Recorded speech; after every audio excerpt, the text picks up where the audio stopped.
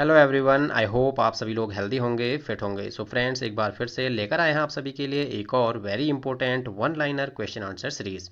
Friends, आज की series में हम डिस्कस करने जा रहे हैं दर्शन शास्त्र और मनोविज्ञान यानी कि फिलोसफी और साइकोलॉजी से related most important one liner question answers. Friends, ये दो टॉपिक ऐसे हैं जहां से लगभग 3 से 4 क्वेश्चंस एग्जाम में पूछे जाते हैं और स्टूडेंट्स इस टॉपिक को बहुत अच्छे से प्रिपेयर नहीं कर पाते हैं, जिसके चलते या तो एग्जाम में वो इन क्वेश्चंस को छोड़ देते हैं या फिर गलत कर देते हैं। तो आपको ना तो छोड़ने हैं ना ही गलत करने हैं।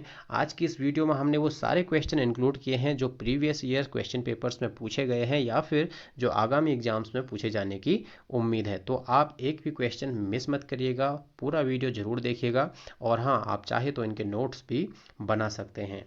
ठीक है, तो चलिए शुरू करते हैं हमारी आज की ये वीडियो। शुरू करने से पहले कहना चाहूँगा, अगर आप हमारे चैनल पर नए हैं तो सबसे पहले चैनल को सब्सक्राइब कर लीजिए ताकि आगे आने वाली वीडियोज़ की नोटिफिकेशन सबसे पहले आपको मिल जाए। और हाँ, जो वीडियोज़ हमने ऑलरेडी अपने चैनल पर अपलोड कर दी है उन सभी का लिंक मैंने डिस्क्रिप्शन में दे दिया है और एंड स्क्रीन पर भी आपको उन सभी का लिंक मिल जाएगा, आप वहाँ से उन वीडियोज़ को देख सकते हैं। अब वीडियो अगर अच्छी लगे तो लाइक ज़रूर कीजिएगा और फ्रेंड्स के साथ शेयर भी ज़रूर कीजिएगा। आपके लाइक करने से और आपके अप्रिशिएट करने से हमारा मनोबल बढ़ता है और हम कोशिश करते हैं फ्यूचर में आपके लिए और अच्छी वीडियोज ला सकें। तो चलिए, आज का पहला क्वेश्चन है, दर्शन शास्त्र के कितने पहलू हैं? दर्शन शास्त्र के कुल 6 पहलू हैं। ये 6 पहलू हैं जो आपकी स्क्रीन पर हैं। चलिए मैं पढ़ देता हूँ। पहला है मेटाफिजिक्स, जिसे हम कहते हैं अध्यात्म शास्त्र। दूसरा है एपिस्टेमोलॉजी, जिसे कहते हैं हम ज्ञान शास्त्र। तीसरा है एक्सियोलॉजी, जिसे कहते हैं हम शक्ति शास्त्र। चौथा है एथिक्स, जिसे कहते हैं हम नीति शास्त्र।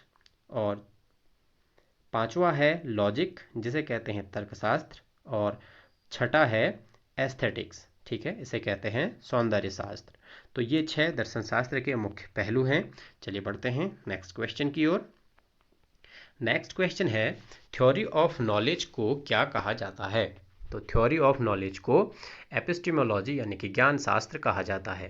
नेक्स्ट क्वेश्चन है, थ्योरी ऑफ वैल्यू किसे कहा जाता है? तो थ्योरी ऑफ वैल्यू एस्थेटिक्स यानी कि सौंदर्य शास्त्र को कहा जाता है। नेक्स्ट क्वेश्चन है, फिलॉसफी ऑफ माइंड को क्या कहा जाता है? तो फिलॉसफी ऑफ माइंड को मेटाफिजिक्स यानी कि आध्यात्म शास्त्र कहा जाता है। चलिए बढ़ते हैं नेक्स्ट क्वेश्चन की ओर। नेक्स्ट क्वेश्चन है, फिलॉसफी का उदय किस देश में हुआ? तो फिलॉसफी का जो उदय हुआ वो हुआ ग्रीस में यानी कि यूनान में। यूनान का जो इतिहास है, हमने जो अपनी पिछली वीडियो थी उसमें डिस्कस किया था कि किस प्रकार शारीरिक शिक्षा का बहुत ज़्यादा विकास यूनान यानी कि ग्रीस में हुआ। अगर आपने वो वीडियो नहीं देखी है तो आप उसे ज़रूर देखिएगा। हमने शारीरिक शिक्षा का भारतीय इतिहास और विदेशों में शारीरिक शिक्षा का इतिहास, ये सब कुछ उन दोनों वीडियोज़ में कवर किया हुआ है। चलिए बढ़ते हैं नेक्स्ट क्वेश्चन की ओर। नेक्स्ट क्वेश्चन है, किस फिलॉसफी में सत्यम शिवम सुंदरम को सबसे ऊंचे लक्ष्य पर रखा गया? तो आदर्शवाद यानी कि आइडियलिज्म में सबसे ऊपर रखा गया सत्यम शिवम सुंदरम को। चलिए बढ़ते हैं नेक्स्ट क्वेश्चन की ओर। नेक्स्ट क्वेश्चन है, बॉडी ब्यूटीफुल का सबसे ज़्यादा महत्व किस दर्शन शास्त्र में दिया गया? तो बॉडी ब्यूटीफुल का जो सबसे ज़्यादा महत्व दिया गया वो दिया गया आइडियलिज्म यानी कि आदर्शवाद में। नेक्स्ट क्वेश्चन है, किस दार्शनिक ने माइंड और बॉडी को एक साथ बताया? तो राइट आंसर है अरस्तु। नेक्स्ट क्वेश्चन है, sound body has a sound mind, किस दार्शनिक ने इसका प्रचार किया? तो राइट आंसर हो जाएगा अरस्तु। ठीक है, कई बुक्स में कई जगह इसके अलग अलग ऑप्शंस भी दिए गए हैं, लेकिन आपको बिल्कुल भी कंफ्यूज होने की ज़रूरत नहीं है। अगर ऑप्शन में अरस्तु है तो अरस्तु ही राइट आंसर होगा। चलिए बढ़ते हैं नेक्स्ट क्वेश्चन की ओर। नेक्स्ट क्वेश्चन है, नेचुरलिज्म फिलॉसफी को कौन सी फिलॉसफी कहा जाता है? जो नेचुरलिज्म फिलॉसफी है वो प्रकृतिवाद है। ठीक है, जो प्रकृतिवाद, इसके प्रतिपादक कौन थे? इसके प्रतिपादक थे रूसो। नेक्स्ट क्वेश्चन है, प्रैग्मैटिज्म फिलॉसफी को किस दूसरे नाम से जाना जाता है? तो इसे एक्सपेरिमेंटिज्म भी कहा जाता है और डिविज्म भी कहा जाता है। डिविज्म इसे इसलिए कहा जाता है कि जॉन डिवी ने इसका प्रतिपादन किया और इसके विकास के लिए बहुत कार्य किए, तो जॉन डिवी के प्रभाव के बाद ही इसे डिविज्म भी कहा जाने लगा। चलिए बढ़ते हैं नेक्स्ट क्वेश्चन की ओर। नेक्स्ट क्वेश्चन है, प्रैग्मैटिज्म का दार्शनिक किसे कहा जाता है? तो प्रैग्मेटिज्म का दार्शनिक जो है वो जॉन डीवी को कहा जाता है, जैसा कि मैंने ऊपर आपको बताया। नेक्स्ट क्वेश्चन है आइडियलिज्म यानी कि आदर्शवाद का दर्शन शास्त्री कौन थे? तो दर्शन आइडियलिज्म के जो दर्शन शास्त्री थे वो प्लेटो और अरस्तु थे। मुख्यतः इसके जो प्रवर्तक कहें तो वो प्लेटो थे, लेकिन अरस्तु भी इसके समर्थक थे। चलिए बढ़ते हैं नेक्स्ट क्वेश्चन की ओर। नेक्स्ट क्वेश्चन है रियलिज्म यथार्थवाद की शुरुआत किन दार्शन शास्त्रियों ने की? ठीक है, जो रियलिज्म है वो मुख्यतः अरस्तु से संबंधित है, लेकिन इनके साथ साथ सेंट थॉमस एक्विनोस और डेस्क्रेट ने भी इसमें अपना महत्वपूर्ण योगदान दिया था। चलिए बढ़ते हैं नेक्स्ट क्वेश्चन की ओर। नेक्स्ट क्वेश्चन है किस दार्शनिक ने शारीरिक प्रशिक्षण को युवाओं के लिए आवश्यक माना है? तो राइट आंसर है सुकरात, अरस्तु और प्लेटो। इन सभी ने शारीरिक प्रशिक्षण को युवाओं के लिए आवश्यक माना है। चलिए बढ़ते हैं नेक्स्ट क्वेश्चन की ओर। नेक्स्ट क्वेश्चन है अरस्तु द्वारा शुरू किए गए स्कूल जिसको लेजियस कहा जाता था उसे दूसरे किस नाम से जाना जाता था? बहुत इंपॉर्टेंट क्वेश्चन है। तो अरस्तु ने जो स्कूल शुरू किया था उसे लेजियस कहा जाता था। लेजियस के अलावा उसे पेरिपेटेटिक भी कहा जाता था। ठीक है, राइट आंसर है पेरिपेटेटिक, याद रखिएगा। चलिए बढ़ते हैं नेक्स्ट क्वेश्चन की ओर। नेक्स्ट क्वेश्चन है अरस्तु किसके अनुयायी थे? अरस्तु प्लेटो के अनुयायी थे, यानी कि अरस्तु प्लेटो के शिष्य थे। चलिए बढ़ते हैं नेक्स्ट क्वेश्चन की ओर। किस देश में शारीरिक शिक्षा पर पुराने समय से ही अधिक बल दिया गया? राइट आंसर है यूनान। बिल्कुल सही बात है, जो ग्रीस है, यूनान है, वहाँ पर शारीरिक शिक्षा पर विशेष ध्यान दिया गया और इसके विकास पर विशेष बल दिया गया था। चलिए बढ़ते हैं नेक्स्ट क्वेश्चन की ओर। अब हम जानेंगे कुछ डेफिनेशंस के बारे में। इस टॉपिक से एक डेफिनेशन पूछी जाती है, या तो साइकोलॉजी से या फिर दर्शन शास्त्र से। तो यहाँ पर जो मेन डेफिनेशंस हैं वो सभी हमने इंक्लूड की हैं। चलिए शुरू करते हैं। तो फर्स्ट डेफिनेशन यहाँ पर है शारीरिक शिक्षा शिक्षा पद्धति का एक अभिन्न अंग है जिसका उद्देश्य शारीरिक गतिविधियों के माध्यम से नागरिकों को शारीरिक, मानसिक, भावात्मक तथा सामाजिक रूप से सक्षम बनाता है। यह परिभाषा है। तो बताना है कि यह परिभाषा किसकी है? तो राइट आंसर है चार्ल्स ए बूचर। ठीक है, जो चार्ल्स ए बूचर है उन्होंने ऐसा कहा था। चलिए बढ़ते हैं। तो नेक्स्ट डेफिनेशन है किसने कहा है शारीरिक क्रियाओं पर केंद्रित अनुभवों द्वारा जो परिवर्तन मानव में आते हैं वे ही शारीरिक शिक्षा कहलाते हैं या कहलाता है? तो ये राइट आंसर है रोजलिंड कैसिडी। बहुत इंपॉर्टेंट डेफिनेशन है, आप इसे नोट डाउन कर लीजिएगा। चलिए बढ़ते हैं नेक्स्ट क्वेश्चन की ओर। नेक्स्ट डेफिनेशन है किसने कहा है शारीरिक शिक्षा शिक्षा के विस्तृत क्षेत्र का वह अंग है जो मांसपेशियों से होने वाली बड़ी क्रियाओं तथा उनसे संबंधित प्रतिक्रियाओं से संबंध रखता है? तो राइट आंसर है जेबी नेस। ठीक है, ये भी बहुत इंपॉर्टेंट डेफिनेशन है, ये डेफिनेशन कई बार पूछी भी गई है। चलिए बढ़ते हैं नेक्स्ट डेफिनेशन की ओर। नेक्स्ट डेफिनेशन है शारीरिक शिक्षा व्यक्ति विशेष के सामाजिक व्यवहार में वह परिवर्तन है जो मांसपेशियों तथा उनसे संबंधित बड़ी गतिविधियों की प्रेरणा से उपजता है। यह परिभाषा है। तो यह परिभाषा सी कोबेल की है। चलिए बढ़ते हैं नेक्स्ट परिभाषा। नेक्स्ट डेफिनेशन है शारीरिक शिक्षा उन परिपूर्ण एवं संतुलित अनुभवों का जोड़ है जो व्यक्ति को बहुउद्देशीय प्रक्रियाओं में भाग लेने से प्राप्त होती हैं एवं उनकी अभिवृद्धि और विकास के चरम सीमा तक बढ़ते हैं। तो यह परिभाषा किसने दी है? CL ब्राउनवेल ने। ठीक है, डेफिनेशंस को याद करने के कुछ तरीके होते हैं क्योंकि सभी डेफिनेशन को याद करना इतना इजी नहीं होता है। तो इसमें एक तो तरीका होता है कि हम इनमें कीवर्ड्स बना लेते हैं, कोई ऐसे कीवर्ड्स हम छांट लेते हैं जो किसी अन्य डेफिनेशन में ना हो और उसको हम जिसने वो डेफिनेशन दी है उसके नाम के साथ रिलेट कर लेते हैं। ठीक है, और दूसरा तरीका होता है कि इसमें हम फर्स्ट की जो लाइन होती है, ठीक है, उसे हम नोट कर लेते हैं। जैसे इसमें हमने नोट कर लिया कि शारीरिक शिक्षा उन परिपूर्ण एवं संतुलित अनुभवों का जोड़ है। तो इससे क्या होगा कि ये लाइन किसी और दूसरी डेफिनेशन में नहीं होगी। ठीक है, तो ऐसे भी याद किया जा सकता है। तो आपको जैसे सूटेबल लगे आप वैसे उसे याद करिए। आप चाहे तो कीवर्ड्स बना लीजिए, आप चाहे तो फर्स्ट लाइन याद कर लीजिए। चलिए बढ़ते हैं नेक्स्ट डेफिनेशन की ओर। नेक्स्ट डेफिनेशन है शारीरिक शिक्षा किसके विकास से संबंधित है? तो शारीरिक शिक्षा जो है शारीरिक विकास, मानसिक विकास और भावात्मक विकास सभी के विकास से संबंधित है। चलिए बढ़ते हैं नेक्स्ट क्वेश्चन की ओर। नेक्स्ट क्वेश्चन है लेस्ली के अनुसार शारीरिक शिक्षा का उद्देश्य है। तो बहुत इंपॉर्टेंट क्वेश्चन है। लेस्ली के अनुसार शारीरिक शिक्षा का उद्देश्य है स्नायु पेशीय विकास, ठीक है, यानी कि शारीरिक विकास। दूसरा है बौद्धिक विकास, ठीक है, इसे हम मनोवैज्ञानिक विकास भी कह सकते हैं। और तीसरा है भावात्मक विकास, ठीक है, इमोशनल डेवलपमेंट। चलिए बढ़ते हैं नेक्स्ट क्वेश्चन की ओर। नेक्स्ट फिर से एक डेफिनेशन है। किसने कहा है खेलों को एक असुर का आविष्कार मानकर आज भी तिरस्कृत किया जाता है? तो इसका राइट आंसर है कोबेल एवं फ्रांस। फ्रेंड्स, एक बात और आपको बताना चाहूँगा, ऐसी छोटी छोटी डेफिनेशन अधिकतर पूछी जाती हैं, लेकिन कई बार बड़ी डेफिनेशंस भी पूछी जाती हैं, तो हमें किसी को भी स्किप नहीं करना है, सभी पर बिल्कुल बराबर फोकस रखना है। तो चलिए बढ़ते हैं नेक्स्ट क्वेश्चन की ओर। नेक्स्ट क्वेश्चन है, शारीरिक शिक्षा द्वारा होने वाले नैतिक विकास का संबंध किस में है? राइट आंसर है स्वनियंत्रण, खेल भावना एवं नेतृत्व में। चलिए बढ़ते हैं नेक्स्ट क्वेश्चन की ओर। नेक्स्ट क्वेश्चन है, खेल कार्य में एक प्रकार का मनोरंजन है, यह परिभाषा किसकी है? ये परिभाषा है वैलेंटाइन की, ठीक है। चलिए बढ़ते हैं नेक्स्ट क्वेश्चन की ओर। नेक्स्ट क्वेश्चन है, शारीरिक शिक्षा तथा खेलकूद के कार्यक्रमों का सामाजिक पक्ष किसका घोतक है? तो शारीरिक शिक्षा तथा खेलकूद के कार्यक्रमों में सामाजिक पक्ष जो है सामाजिक तथा सामाजिक गुणों के विकास का घोतक है। चलिए बढ़ते हैं नेक्स्ट क्वेश्चन की ओर। नेक्स्ट क्वेश्चन है, नियमों की व्यवस्था को समाजशास्त्रीय भाषा में क्या कहते हैं? तो नियमों की जो व्यवस्था होती है उसे समाजशास्त्रीय भाषा में, सोशोलॉजिकल लैंग्वेज में संस्था कहते हैं, ठीक है। चलिए बढ़ते हैं नेक्स्ट क्वेश्चन की ओर। ऐसे क्वेश्चन कई बार पूछे गए हैं, तो बिना बिल्कुल भी मिस नहीं करना है। नेक्स्ट क्वेश्चन है, खेल एक माध्यम है जिसके द्वारा बच्चा आनंद की अनुभूति तो करता ही है, यथार्थता को भी जान जाता है। यथार्थता का तात्पर्य यहाँ पर सत्यता से है, यानी कि सत्य से है, ठीक है। तो इसकी ये परिभाषा किसने दी है? तो ये इसकी परिभाषा थॉर्नडाइक द्वारा दी गई है, ठीक है, इंपॉर्टेंट है। एक बार फिर से रीड करने जा रहा हूँ। खेल एक माध्यम है जिसके द्वारा बच्चा आनंद की अनुभूति तो करता ही है, यथार्थता को भी जाना जाता है, ठीक है। ये परिभाषा दी है थॉर्नडाइक ने। चलिए बढ़ते हैं नेक्स्ट क्वेश्चन की ओर। नेक्स्ट फिर से एक डेफिनेशन है।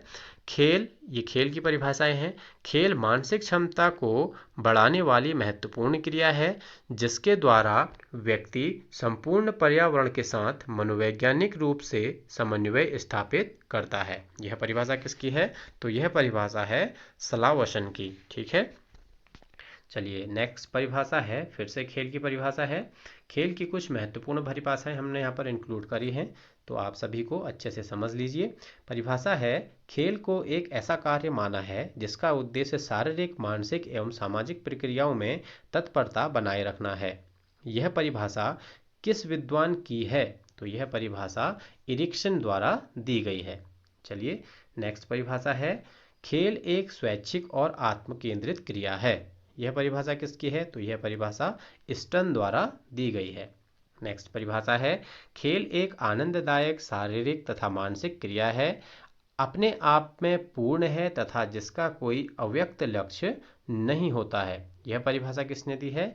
यह परिभाषा रसेल ने दी है। चलिए बढ़ते हैं नेक्स्ट डेफिनेशन की ओर। नेक्स्ट डेफिनेशन है, खेल एक ऐसी क्रिया है जो आनंद प्राप्ति के लिए की जाती है और जिसके अंतिम परिणाम पर कोई विचार नहीं किया जाता है। यह परिभाषा किसने दी है? हरलॉक ने दी है। इंपॉर्टेंट डेफिनेशन है, नोट कर लीजिएगा। नेक्स्ट डेफिनेशन है, खेल वह क्रिया है जिसमें एक व्यक्ति उस समय व्यस्त होता है जब वह उस कार्य को करने के लिए स्वतंत्र होता है जिस कार्य को वह करना चाहता है। यह परिभाषा किसने दी है? क्रो एंड क्रो ने, ठीक है। चलिए बढ़ते हैं नेक्स्ट क्वेश्चन की ओर। नेक्स्ट क्वेश्चन है, खेल पर आधारित किंडरगार्टन शिक्षा पद्धति का आविष्कार किसने किया था? तो राइट आंसर है फ्रोबेल ने, ठीक है। ये क्वेश्चन भी पूछा गया हुआ क्वेश्चन है। नेक्स्ट क्वेश्चन है, खेल में अतिरिक्त शक्ति सिद्धांत के प्रतिपादक हैं, ठीक है। अभी खेल के सिद्धांतों के बारे में हम जानेंगे।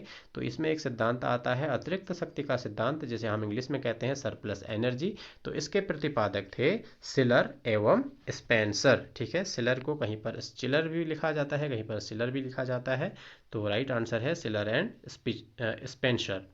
चलिए बढ़ते हैं नेक्स्ट क्वेश्चन की ओर। नेक्स्ट क्वेश्चन है, खेल के मनोरंजन सिद्धांत के प्रतिपादक हैं, ठीक है। जो खेल का मनोरंजनात्मक सिद्धांत है, रिक्रिएशनल थ्योरी है, उसके प्रतिपादक हैं GTW पैट्रिक। ठीक है। इसके अलावा इसके दो और प्रतिपादक थे, लेजारस और लॉर्ड केम्स। ठीक है, तो वो नाम यहाँ पर इंक्लूड नहीं है, आप नोट कर सकते हैं। चलिए बढ़ते हैं नेक्स्ट क्वेश्चन की ओर। नेक्स्ट क्वेश्चन है, खेल की पुनरावृत्ति के प्रतिपादक कौन है। ठीक है, जो पुनरावृत्ति सिद्धांत है उसके प्रतिपादक कौन है, तो इसका राइट आंसर है स्टैनली हॉल। ठीक है, स्टैनली हॉल और विलियम वुंट भी इसके प्रतिपादक रहे हैं। चलिए बढ़ते हैं नेक्स्ट क्वेश्चन की ओर। नेक्स्ट क्वेश्चन है, खेल के पूर्वानुमान सिद्धांत के प्रतिपादक हैं। ठीक है, आपको बताना है खेल के पूर्वानुमान सिद्धांत के प्रतिपादक कौन हैं, तो इसके प्रतिपादक हैं कार्ल ग्रूस। इसे तत्परता का सिद्धांत भी कहा जाता है। चलिए बढ़ते हैं नेक्स्ट क्वेश्चन की ओर। नेक्स्ट क्वेश्चन है, खेल का वह कौन सा सिद्धांत है जिसके अनुसार बच्चे खेल के द्वारा तनाव व द्वंद्व को दूर करने के लिए तथा संवेगों के कारण उत्पन्न अधिक शक्ति को व्यय करने के लिए खेल खेलते हैं। तो राइट आंसर हो जाएगा रेचन सिद्धांत। रेचन का मैंने आपको अर्थ बताया था, इसका अर्थ होता है ट्रूथनेस यानी कि सत्यता। ठीक है, रेचन का अर्थ शुद्धिकरण भी होता है। चलिए बढ़ते हैं नेक्स्ट क्वेश्चन की ओर। नेक्स्ट क्वेश्चन है, खेल का वह कौन सा सिद्धांत है जिसके अनुसार बच्चे अपने भावी जीवन की तैयारी हेतु खेल खेलते हैं। तो राइट आंसर है पूर्वानुमान का सिद्धांत। ठीक है, चलिए बढ़ते हैं नेक्स्ट क्वेश्चन की ओर। नेक्स्ट क्वेश्चन है, किसने कहा है कि कार्य में व्यक्ति को दूसरों की इच्छा पर आश्रित रहना पड़ता है जबकि खेल में वह स्वयं की इच्छा पर आश्रित होता है। राइट आंसर है रॉस ने। बहुत इंपॉर्टेंट है, आप इसे नोट कर सकते हैं। नेक्स्ट क्वेश्चन है, सर्वप्रथम सर्वाधिक खेलों का विकास किस देश में हुआ। तो राइट आंसर है यूनान। खेलों के विकास की जहां बात आती है तो प्राचीन काल में सर्वाधिक विकास यूनान यानी कि ग्रीस में ही हुआ था। चलिए बढ़ते हैं नेक्स्ट क्वेश्चन की ओर।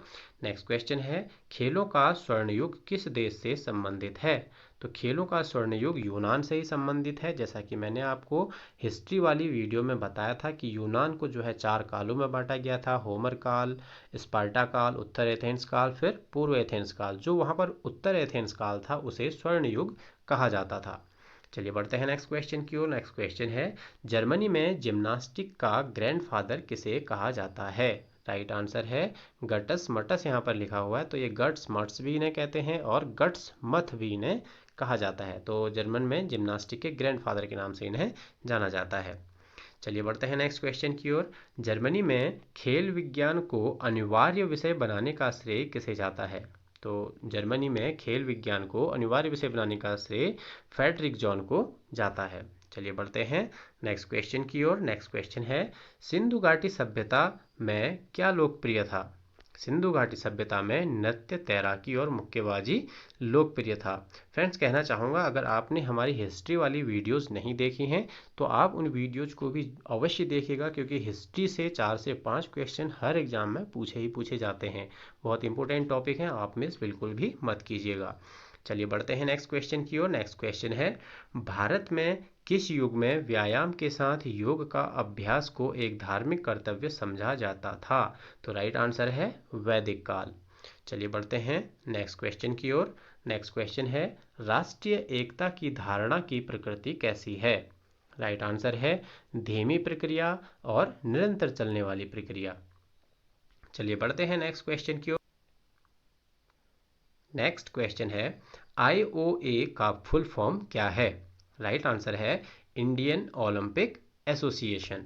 चलिए बढ़ते हैं नेक्स्ट क्वेश्चन की ओर। नेक्स्ट क्वेश्चन है, IOA कब बना, यानी कि इंडियन ओलंपिक एसोसिएशन की स्थापना कब हुई। तो राइट आंसर है वर्ष 1927 ईस्वी में। नेक्स्ट क्वेश्चन की ओर बढ़ते हैं। नेक्स्ट क्वेश्चन है, IOA के बनने में अहम भूमिका किसकी थी। ठीक है, तो IOA यानी कि इंडियन ओलंपिक एसोसिएशन को बनाने में मुख्य भूमिका sir Dorabji Tata, doctor AG Noharan and mister HC Buck, इन 3 लोगों ने मिलकर इंडियन ओलंपिक एसोसिएशन की स्थापना की थी। इसमें विशेष भूमिका सर दोराबजी टाटा की रही थी। IOA के प्रथम अध्यक्ष कौन थे। तो IOA के प्रथम अध्यक्ष सर दोराबजी टाटा ही। नेक्स्ट क्वेश्चन है, मनोरंजन शब्द किस भाषा के 2 शब्दों का योग है। राइट आंसर है लैटिन। जो मनोरंजन शब्द बना है वो लैटिन भाषा के 2 शब्दों से बना है। ठीक है, री प्लस क्रिएशन, इन 2 शब्दों से मिलकर बना हुआ है। चलिए बढ़ते हैं नेक्स्ट क्वेश्चन की ओर। नेक्स्ट क्वेश्चन है, स्वेच्छा से भाग लेना शारीरिक व मानसिक तनाव में कमी एवं किसी प्रकार की तैयारी व प्रशिक्षण की आवश्यकता नहीं होती है, यह किसकी विशेषता है? तो राइट आंसर है मनोरंजन की। आप इसको ध्यान से समझिए, फिर से एक बार पढ़ने जा रहा हूँ। स्वेच्छा से भाग लेना, हम मनोरंजन करने के लिए स्वेच्छा से भाग लेते हैं। शारीरिक व मानसिक तनाव में कमी एवं किसी प्रकार की तैयारी व प्रशिक्षण की आवश्यकता नहीं होती। हम ना तो शारीरिक थकान या फिर मानसिक थकान को महसूस करते हैं और ना ही इसके लिए हमें कोई तैयारी विशेष करनी पड़ती है और ना ही हमें इसके लिए प्रशिक्षण की आवश्यकता होती है। तो ये विशेषताएं होती हैं मनोरंजन की। चलिए बढ़ते हैं नेक्स्ट क्वेश्चन की ओर। नेक्स्ट क्वेश्चन है, लघु खेल, लोकगीत एवं धार्मिक उत्सव व कला प्रदर्शन ये क्रियाएं हैं। तो ये क्रियाएं कहाँ की हैं? ग्रामीण मनोरंजन की। ठीक है, ग्रामीण यानी कि गांव के इलाके में जो लोग रहते हैं वो लघु खेल, लोकगीत और धार्मिक उत्सव व कला प्रदर्शनों के जरिए अपना मनोरंजन करते हैं। चलिए बढ़ते हैं नेक्स्ट क्वेश्चन की ओर। नेक्स्ट क्वेश्चन है, ग्रामीण मनोरंजन को प्रभावित करने वाले कारक हैं। राइट आंसर है धन की कमी। जी हाँ, गांव में रहने वाले लोग इतने धनी नहीं होते हैं। ठीक है, वित्त की कमी रहती है, तो जिसके कारण वो अच्छे मनोरंजन का उपभोग नहीं कर पाते हैं। नेक्स्ट है कि गांव में राजनीति का प्रवेश, आप अच्छे से जानते हैं आजकल राजनीति का क्या हाल है। ठीक है, तो ये भी एक फैक्ट है। और ये तीसरा है सुविधाओं का अभाव। जी हाँ, बिल्कुल सुविधाओं का अभाव है। ठीक है, क्योंकि गांव आज भी अच्छे से डेवलप नहीं हो पाए हैं, लोगों को जागरूकता की कमी है। कहीं पर सड़कें नहीं है तो कहीं पर पानी नहीं है, कहीं पर बिजली नहीं है। तो अभी भी बहुत सारी जगहों में ऐसा हाल है। हालांकि गवर्नमेंट धीरे धीरे इस पर वर्क कर रही है, लेकिन अभी भी ग्रामीणों में अगर हम मनोरंजन को प्रभावित करने वाले कारकों की बात करें तो ये 3 मुख्य कारक होते हैं। चलिए बढ़ते हैं नेक्स्ट क्वेश्चन की ओर। नेक्स्ट क्वेश्चन है, मनोरंजन के प्रकार हैं। तो मनोरंजन के प्रकार हैं सक्रिय मनोरंजन, असक्रिय मनोरंजन एवं इंडोर क्रियाएं। ठीक है, नेक्स्ट क्वेश्चन है, साहित्यिक गतिविधियों में मनोरंजक गतिविधियां हैं। तो साहित्यिक गतिविधियों में कवि सम्मेलन एक मनोरंजक गतिविधि है। ठीक है, कवि सम्मेलनों के जरिए भी लोग अपना मनोरंजन करते हैं, तो कवि सम्मेलन भी एक मनोरंजन गतिविधि ही है। चलिए बढ़ते हैं नेक्स्ट क्वेश्चन की ओर। नेक्स्ट क्वेश्चन है, खाली समय का उपयोग, प्रतिभाओं की खोज एवं राष्ट्रीय एकता की भावना का विकास, ये सभी किसके लक्ष्य हैं? तो ये सभी हैं मनोरंजन के सहभागी क्रियाओं के। नेक्स्ट क्वेश्चन है, कॉलेज तथा विश्वविद्यालय में मनोरंजन के साधन हैं। तो कॉलेज और विश्वविद्यालयों में खेलकूद, सांस्कृतिक कार्यक्रम तथा साहित्यिक क्रियाएं मनोरंजन के साधन हैं। इन सभी के द्वारा वहाँ पर मनोरंजन किया जाता है। चलिए बढ़ते हैं नेक्स्ट क्वेश्चन की ओर। नेक्स्ट क्वेश्चन है, मनोरंजन के विभिन्न प्रकार हैं। तो मनोरंजन के विभिन्न प्रकार हैं, पारिवारिक मनोरंजन, औपचारिक मनोरंजन एवं सामुदायिक मनोरंजन तथा व्यावसायिक मनोरंजन। ठीक है, इसके 4 प्रकार हैं। नेक्स्ट क्वेश्चन है, मनोरंजन का महत्व है। मनोरंजन का मौलिक मानवीय आवश्यकता है। और दूसरा है, मनोरंजन शिक्षा एक दूसरे के पूरक है। ठीक है, ये मनोरंजन का महत्व है। चलिए बढ़ते हैं नेक्स्ट क्वेश्चन की ओर। नेक्स्ट क्वेश्चन है, मनोरंजन से होने वाले लाभ हैं। तो मनोरंजन से कैसे लाभ होते हैं ये आपको बताना है। तो राइट आंसर हो जाएगा, संपूर्ण व्यक्तित्व का विकास होता है मनोरंजन के द्वारा, नैतिक एवं चारित्रिक गुणों का विकास होता है, और इसी के साथ साथ अच्छी आदतों एवं नेतृत्व के गुणों का भी विकास होता है। चलिए बढ़ते हैं नेक्स्ट क्वेश्चन की ओर। नेक्स्ट क्वेश्चन है, मनोरंजन के क्षेत्र एवं उद्देश्य हैं। तो मनोरंजन के क्षेत्र हैं स्वास्थ्य विकास, अवकाश के समय का उपयोग एवं सामाजिक संगठनों का क्षेत्र। ठीक है, ये सभी इसके क्षेत्र एवं उद्देश्य हैं, किसके? मनोरंजन के। चलिए बढ़ते हैं नेक्स्ट क्वेश्चन की ओर। नेक्स्ट क्वेश्चन है, मनोरंजन के रिक्रिएशन का लैटिन अर्थ है। ठीक है, जो रिक्रिएशन वर्ड है उसका लैटिन में क्या अर्थ है? राइट आंसर हो जाएगा पुनः निर्माण करने वाला। चलिए बढ़ते हैं नेक्स्ट क्वेश्चन की ओर। नेक्स्ट क्वेश्चन है, मनोरंजन के 2 शब्द मन और रंजन यानी कि री और क्रिएशन का अर्थ है। तो मन को आनंदित करने वाली क्रिया। ठीक है, नेक्स्ट क्वेश्चन है, खेल एक स्वैच्छिक और आत्म केंद्रित क्रिया है, यह कथन किसका है?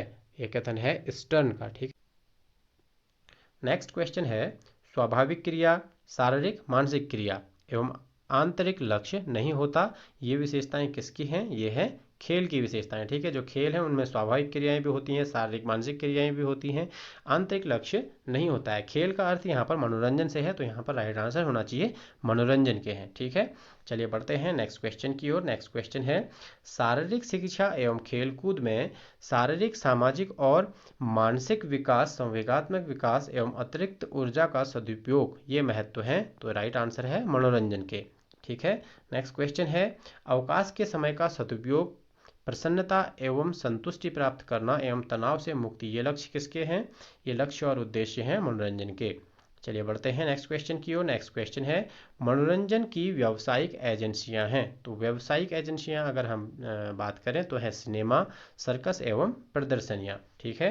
नेक्स्ट क्वेश्चन है, खेल व मनोरंजन का संबंध है क्योंकि खेल दोनों स्वैच्छिक क्रियाएं हैं, दोनों को कर्ता स्वेच्छा से करता है और दोनों अवकाश के समय का सदुपयोग से संबंधित हैं।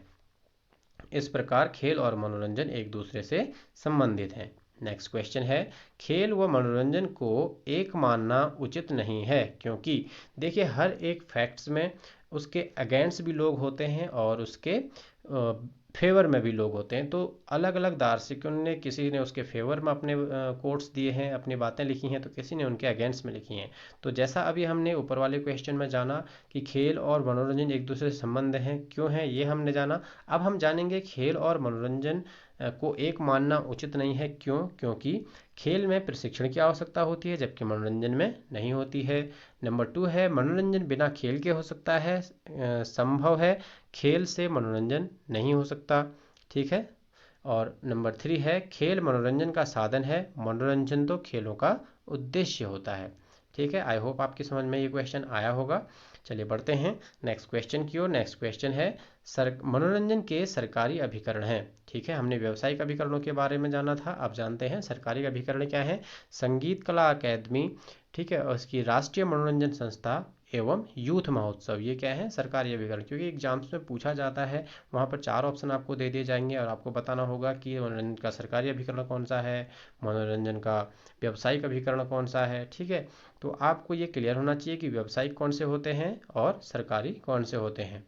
चलिए बढ़ते हैं नेक्स्ट क्वेश्चन की ओर। नेक्स्ट क्वेश्चन है, मनोरंजन के स्वैच्छिक एवं अर्ध सरकारी अभिकरण हैं, ठीक है। अभी हम बात करेंगे स्वैच्छिक और अर्ध सरकारी अभिकरणों की। तो इसमें है YMCA, YWCA और स्काउट एंड गाइड्स, ठीक है। Young man Christian association, young women Christian association और स्काउट गाइड्स।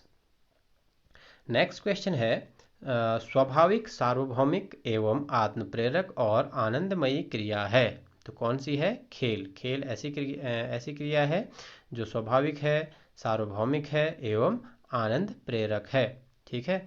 चलिए बढ़ते हैं नेक्स्ट क्वेश्चन की ओर। नेक्स्ट क्वेश्चन है, मनोरंजन का अभिकरण है युवा महोत्सव, अप्पू घर, नाटक व नृत्य, ठीक है। ये कैसे हैं? मनोरंजन के अभिकरण हैं। नेक्स्ट क्वेश्चन है, मनोरंजनात्मक गतिविधियों की प्रकृति होती है। तो इनकी प्रकृति रचनात्मक होती है। चलिए बढ़ते हैं नेक्स्ट क्वेश्चन की ओर। नेक्स्ट क्वेश्चन बहुत इंपॉर्टेंट है, शारीरिक शिक्षा तथा मनोरंजन केंद्रीय बोर्ड की स्थापना किस वर्ष हुई? तो शारीरिक शिक्षा तथा मनोरंजन का जो केंद्रीय बोर्ड था, इसकी स्थापना वर्ष 1950 में हुई थी। नेक्स्ट क्वेश्चन है, रथ दौड़ किस प्राचीन सभ्यता में मनोरंजन का साधन था? तो ये मेसोपोटामिया में एक मनोरंजन का प्रमुख साधन था। क्या? रथ दौड़। चलिए बढ़ते हैं नेक्स्ट क्वेश्चन की ओर। नेक्स्ट क्वेश्चन है, बाल केंद्रित व समाज केंद्रित लोचकता सिद्धांत एवं उपलब्ध साधनों का अधिकतम प्रयोग, ये सिद्धांत हैं मनोरंजन संगठन के। नेक्स्ट क्वेश्चन है, मनोरंजन के रिक्रिएशन का लैटिन अर्थ है पुनः निर्माण करने वाला, ठीक है। ये हमने ऊपर भी डिस्कस किया है। नेक्स्ट क्वेश्चन बढ़ते हैं, मनोरंजन के 2 शब्द। मनोरंजन का अर्थ है मन को आनंदित करने वाली क्रिया, ये हम जान चुके हैं। मनोरंजन के प्रत्यक्ष सिद्धांत हैं, तो आपको बताना है मनोरंजन के जो प्रत्यक्ष सिद्धांत हैं वो क्या है। पहला है प्रसन्नता का अनुभव कराना, दूसरा है क्रिया द्वारा संतुष्टि और नंबर 3 है कार्य हेतु पुनः ऊर्जा का मिलना। चलिए बढ़ते हैं नेक्स्ट क्वेश्चन की ओर। नेक्स्ट क्वेश्चन है, मनोरंजन के अप्रत्यक्ष सिद्धांत क्या हैं? तो अप्रत्यक्ष सिद्धांत हैं संतुलित विकास, आदर्श नागरिकता का विकास, प्रजातांत्रिक गुणों का विकास। इसको एकदम क्लियर कर लीजिएगा कि प्रत्यक्ष सिद्धांत क्या है और अप्रत्यक्ष सिद्धांत क्या है? प्रत्यक्ष वो होते हैं जो हमें तुरंत मिलते हैं, ठीक है। अगर हम कोई मनोरंजन किसी खेल के माध्यम से मनोरंजन करते हैं या किसी भी चीज़ के माध्यम से अपना मनोरंजन करते हैं तो हमें तुरंत प्रसन्नता का अनुभव होता है, तो वो प्रत्यक्ष हो गया। क्रिया द्वारा संतुष्टि मिलती है क्योंकि वो भी तुरंत हमें उसके बाद मिल रही है, और उसके बाद हमें कार्य हेतु पुनः ऊर्जा मिलती है, ठीक है। हम जो नया कार्य करने जा रहे हैं उसके लिए भी हमें ऊर्जा प्राप्त होती है। तो ये क्या है? प्रत्यक्ष सिद्धांत हैं। और अगर हम बात करें अप्रत्यक्ष सिद्धांतों की, जो कि लॉन्ग टर्म होते हैं, ठीक है, जैसे संतुलित विकास, ठीक है, हमारा विकास और वृद्धि विकास में जो है हम हेल्पफुल होते हैं। उसके अलावा आदर्श नागरिकता का विकास, ये एक इंसान को आदर्श नागरिक बनने में मदद करते हैं। उसके अलावा प्रजातांत्रिक गुणों का विकास, ठीक है। आई होप आपकी समझ में आ गया होगा कि प्रत्यक्ष सिद्धांत क्या है और अप्रत्यक्ष सिद्धांत क्या है, क्योंकि क्वेश्चन पेपर में ऐसे पूछा जाएगा, आपसे पूछ लिया जाएगा मनोरंजन के अप्रत्यक्ष सिद्धांत कौन सा है, ठीक है। 4 दे देंगे आपको प्रत्यक्ष सिद्धांत और 1 दिया जाएगा अप्रत्यक्ष सिद्धांत, तो आपको राइट आंसर चूज करना होगा। अगर आपका कॉन्सेप्ट क्लियर है तो आप आसानी से कर सकते हैं, ठीक है, क्योंकि ये 3 ही फिक्स नहीं है, इसके अलावा और भी कई सिद्धांत हो सकते हैं। चलिए बढ़ते हैं नेक्स्ट क्वेश्चन की ओर। नेक्स्ट क्वेश्चन है, हैंगमैन तथा ब्राउनवेल के अनुसार शारीरिक शिक्षा के उद्देश्य क्या हैं?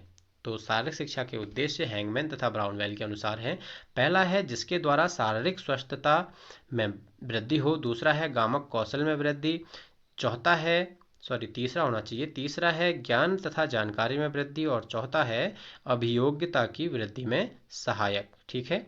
ये हैं हैंगमैन तथा ब्राउनवेल के अनुसार शारीरिक शिक्षा के उद्देश्य। फ्रेंड्स, शारीरिक शिक्षा के उद्देश्य से क्वेश्चन कई बार पूछे गए हैं। आपको किसी भी ऑथर या फिर मनोवैज्ञानिक का नाम दे दिया जाएगा और पूछा जाएगा कि उसके उद्देश्य क्या थे। आपको 4, जैसे यहाँ पर हैंगमैन तथा ब्राउनवेल के 4 उद्देश्य शारीरिक शिक्षा के दिए हुए हैं, 3 आपको इनके दे देंगे, 1 किसी और का दे देंगे, तो आपको किसी और का पूछा हुआ होगा, तो आपको हर किसी का पता होना चाहिए। मैंने यहाँ पर इंक्लूड किए हैं जो भी मोस्ट इंपॉर्टेंट हैं, तो आप इन्हें अवश्य लर्न कर लीजिएगा।